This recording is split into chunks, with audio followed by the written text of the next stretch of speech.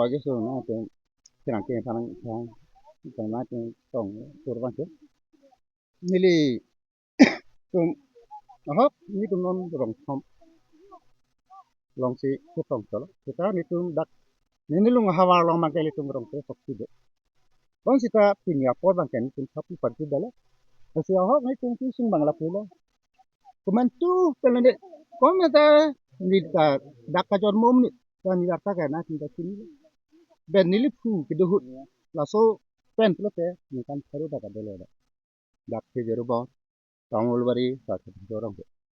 nga si tum so kalong te long pu bang ken tum mek theng le non puta ni tum iskur hem min than bang ta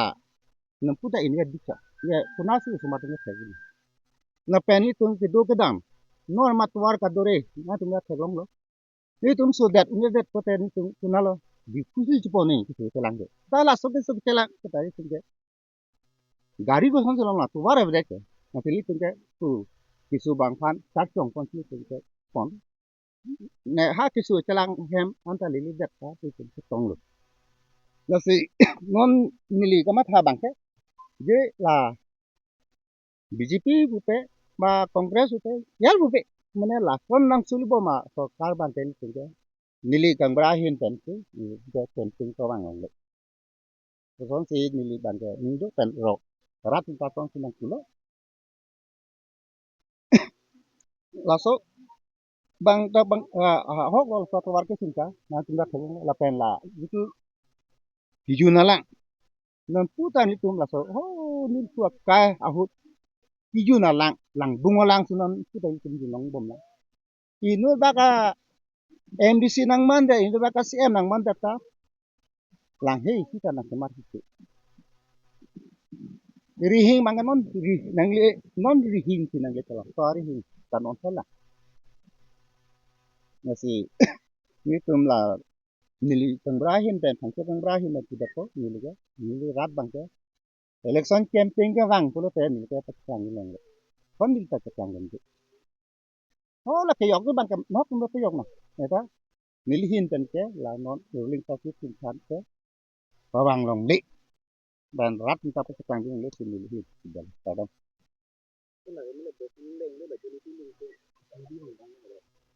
la election apor bang bo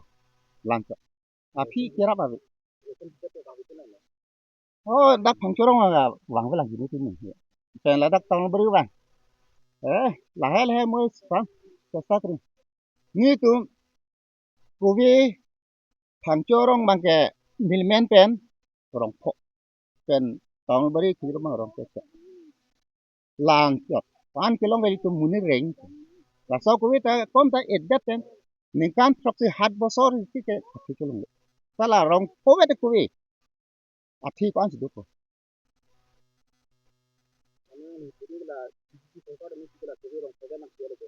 rong pho pela la ta go te ra ni ra thon ti pela he hala so la so emisi la juni bang la dak ke bang la so tong ni li bang ke tong lo la si nang ke na tong ni ko to ma si tu vi rong pho ni si ten tong bari ki ro so kan ti so ko aro ta arong bi ha ke paring ring ring la dha ten nil ka rong pho ku vi pen rong pen non ke ring ke lo arong kin phut si de la না না নাজানো হলে যে কিমান বাড়া লগে কোনো কম আমার দামৰ বাৰে বস্তি যে ইমান বুঢ়া হৈ গ'ল না এতিয়া 90 বছৰ হৈ গ'ল 90 বছৰ হৈ কিনে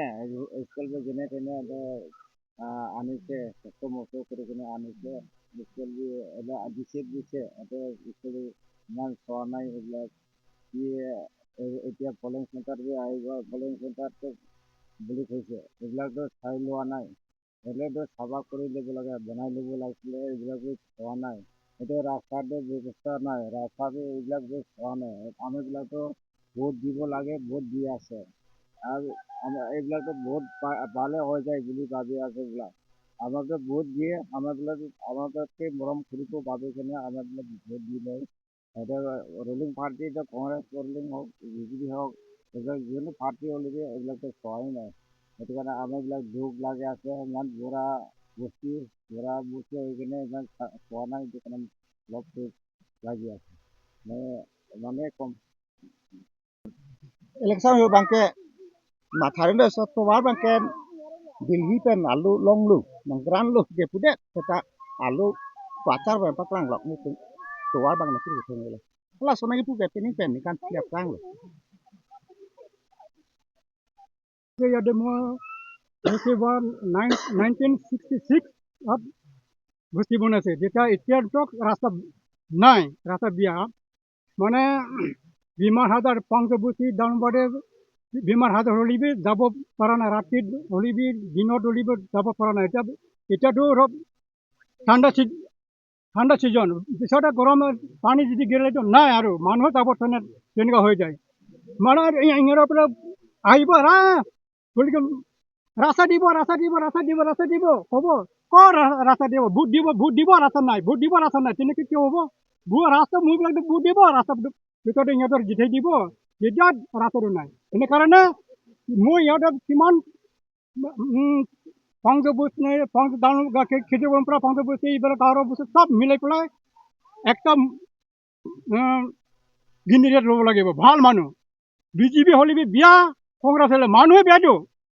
রাস্তা দিব খবর রাস্তা নিদিয়ে রাস্তা দিব রাস্তা নিদিয়ে এইটো কমিশন কৰাটো একো নাপায় ইয়াতে বস্তুটো এটা দুটা কৰ পায় এইটোতো তাৰ পৰা দিছেতো সংসদতো একো নাপায় এনেকাৰণে ৰাস্তা লাগে ৰাস্তাটো মেইন ৰাস্তা মানুহ মৰে বেমাৰ হাজাৰ হয় ৰাতি নাই দিনো নাই বেমাৰটো লৈ যাব লাগে হাস্পতাল দিব ৰাস্তা ভাল হ'লে ৰাস্তা বিয়া হ'লে কেনেকুৱা লৈ যাব মইতো ইমানে পৰা কৈছে আৰু ini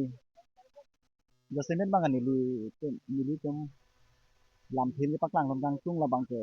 kedam ke bang suara petak alam sedisi ya bang nili tembang ke minggi pon po alam bang ke lalu lo non lumajong emisi akhirnya jadi tembung bang ke isi ke kini di pon kangtung alam thi lah pula alang li ta chini pami hai là bằng số hawa long kiduk kiduk kedam atau tuar hinupik po alamat ta kalang li ta chini tapi alang li pansi nil dom rong arat pen chini dilo ini la bang so perang ke ke pakai amuk hampang song pen amuk song pen tu jat ta kali la ke tini rong asar pen la pen nil dom rat pen tinggum si nal kaman parang si kaman kano la si nil dom ke duk ke boya putak mata nil dom ke dam ke bang kisung putak nal li tame lumajang ini sih ke hai pagi ini mung kami adi pon po betul kemerat ini kemerat rong rat kan nol kemhan yang sini pon lo laben akhir hai karbang termas konsul PM akhir hai sa doktor tuliram rong hang afan sa menurut yang dak rong rat kan nang chini ri bang kan kan terang kami lo nang chini bang kan lo pon lo lambing road kilometer 3 hini pen sa di bang corong an kilometer an seduk lapen suri hini ra hini anengkan labang so kilometer hini so se PWD department alang pom ramsing PM dehot nil dong kachini dan teng ala so kilometer hini so se PWD ban gran ti alo ti nil dong arhi dong ko ana hok se bai ne hai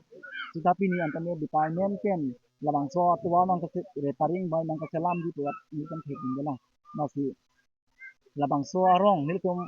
Tamulbari LP School polling station along pangrum pen nil tom population ke right wing pen bang suri ini susi adu kena bang suri ini susi arat kami ki dam ki bang bang nil tom sung tikle ki dam tang kami lason lo muni tom accident ki so den PGE pen ka charchong nili mena mata charchong kon vek charchong don vek dolo di tu hospital ke pen chilo ta pen dolo le ko pen chewai ji lason ta ini bahini dolo mane swarlo ki so